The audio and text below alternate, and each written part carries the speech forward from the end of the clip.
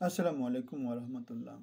প্রশাসন বিকেন্দ্রীকরণের একটা কথা অনেক দিন থেকে বাংলাদেশে চালু আছে এবং তারই ধারাবাহিকতায় এরশাদ সরকার উপজেলা ব্যবস্থা প্রবর্তন করেছিলেন এবং তার সুফল বাংলাদেশের জনগোষ্ঠী অনেক দিন ধরে পাচ্ছে এবং সামনে পেতে থাকবে।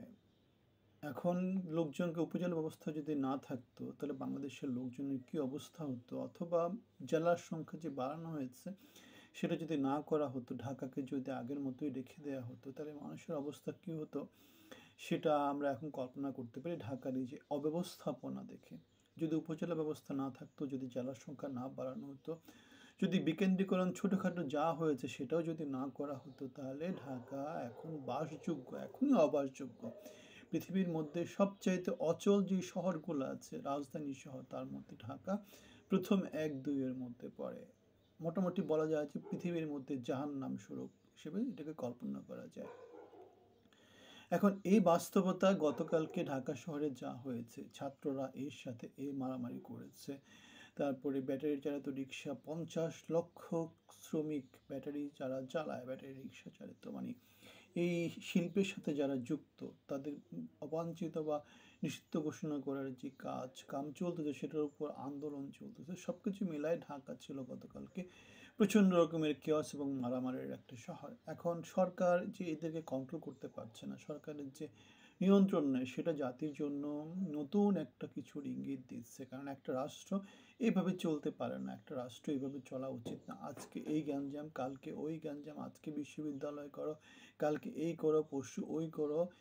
এদিকে ইকোনমির ব্যবস্থা ভালো না, পোশাক শিল্পের অবস্থা খারাপ। তো সব দিক মিলায় বাংলাদেশ পুরো একটা কেওটিক সিচুয়েশনের মধ্যে পড়ে গেছে। এবং সরকারের যেহেতু একটা বিশাল ফোর্স আছে, পুলিশ বাহিনী আছে, র্যাব বাহিনী আছে, সরকারের আর্মি আছে, সো সরকার চাইলেই কি করতে পারে, এদেরকে কন্ট্রোল করতে পারে, কিন্তু সরকার কন্ট্রোল করছে না। সো এখন প্রশ্ন হচ্ছে, সরকার তাহলে কিসের জন্য ওয়েট করছে? সরকার আসলে আমার যতদূর মনে হয়, যেটা হয় সারা পৃথিবীতে, হাসিনা সরকার যে জন্য ওয়েট করেছিল, যে খুব বড় কেওয়াস হলে পাবলিক থেকেই ডিমান্ড আসবে যে এদেরকে দমন পীড়ন করা হোক, এদেরকে নিয়ন্ত্রণ করা হোক কঠোর হাতে, না ওরকম একটা সিচুয়েশনের জন্য সরকার ওয়েট করছে। এটা খুব সহজ হিসাব, এখানে এমন রকেট সায়েন্স কিছু না। সরকার এখন যাকে যা খুশি তা কিছু করতে বলতেছে, সুযোগ দিচ্ছে।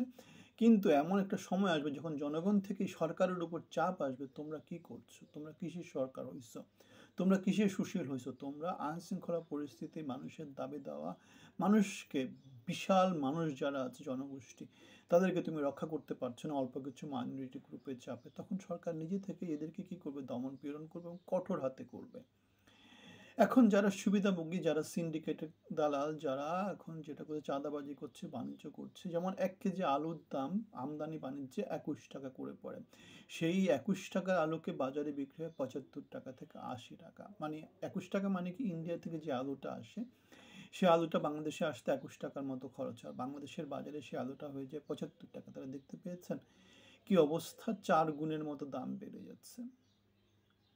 একে আপনি কি বলবেন? দেশের কি অবস্থা, নৈরাজ্য চলতেছে দেশে, আসলে সরকার নাই। সেজন্যই গতকালকে আমাদের বিএনপির ভারপ্রাপ্ত চেয়ারম্যান জনাব তারেক রহমান বলেছেন, ডিলে করলে সরকারের, দেশের অবস্থা আরও খারাপ হবে। বরং জনগণের যোগ্য প্রতিনিধিকে ক্ষমতা দিয়ে দেওয়া উচিত এবং নির্বাচনে যাওয়া উচিত।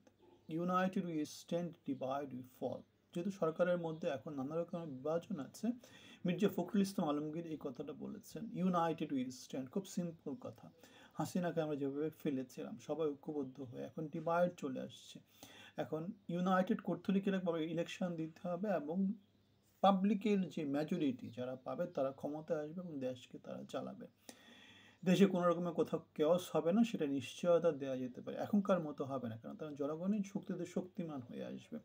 সুতরাং সব কিছু বিবেচনা সরকারের উচিত খুব দ্রুত ক্ষমতা ছেড়ে দিয়ে, গণতান্ত্রিক শক্তির কাছে ক্ষমতা ছেড়ে দেয় এবং নিজেদেরকে ক্ষমতা থেকে দূরে রাখা, বাংলাদেশের জন্য ভালো যা কিছু করা সম্ভব সেটা করার চেষ্টা করা। তাদের হাতে খুব বেশি সময় নাই। এইভাবে চলতে থাকলে সারা পৃথিবী আমাদের দিক থেকে মুখ ফিরিয়ে নেবে এবং সেটাই হচ্ছে।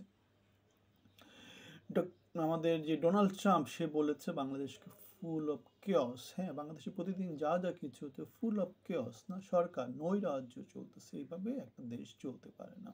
আপনার মতামত জানাবেন, ভিন্ন মত থাকলে আমাদের সাথে শেয়ার করবেন। ভালো থাকবেন, ধন্যবাদ।